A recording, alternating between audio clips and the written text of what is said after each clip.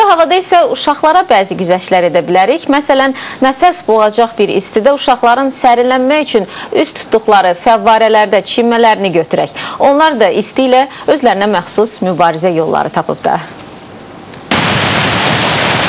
Son günlər havaların xüsusilə isti keçməsi insanları dənizə getməyə vadar etsə də, paytaxtımızın bu balaca sakinləri daha asan və özlərinə yaxın çıxış yolunu tapıb. Belə ki, Nizami metro stansiyasının önündəki parkda fəvvarədə sərinləmək qərarına gəliblər. Biz də bu mənzərəni görər-görməz bir balaca müşahidə aparmaq qərarına gəldik. Az yaşlılar bir-birilə az qala üzgüçülük yarışına da girməyə çalışırdı. Kimisi kameramıza əl edir, kimisi isə özünü əməlli başlı üzgüçülük havuzunda hiss edirdi.